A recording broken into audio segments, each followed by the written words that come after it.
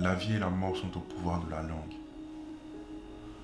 Nous avons tous cet organe merveilleux en nous. Cet organe qui nous permet de proclamer la parole de Dieu.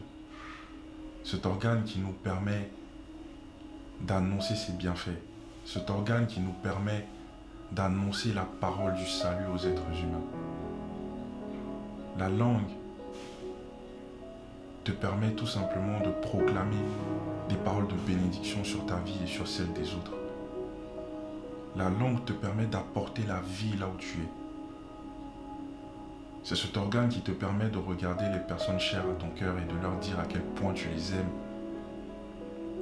C'est cet instrument merveilleux qui te permet de chanter les plus belles louanges à Dieu, ton Créateur. Mais la langue est aussi un instrument de mort. La langue est plus tranchante que n'importe quel couteau qui existe sur terre. La langue est plus dévastatrice que n'importe quelle bombe qui existe sur terre. Tout simplement parce que la langue peut être utilisée pour causer des dégâts internes à un être humain.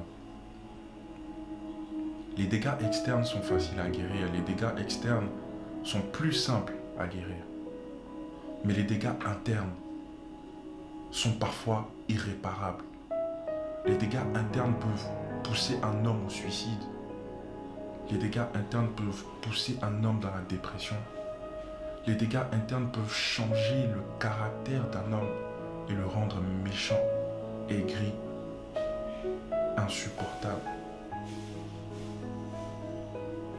Avant de parler, posons-nous ces 3 questions. Qu'est-ce que je veux dire? Pourquoi je veux le dire? Et surtout, comment je dois le dire? Parce qu'une mauvaise langue est capable de détruire complètement une vie. Un homme sage a dit un jour que celui qui parle beaucoup ne manque pas de péché, mais celui qui met un frein à ses lèvres est un homme avisé. Et je pense que si Dieu, le Créateur de toutes choses et de chacun d'entre nous conseille de tourner notre langue 7 fois dans notre bouche avant de parler, c'est parce que lui-même réalise l'impact que peut avoir ce petit instrument sur la vie d'un homme.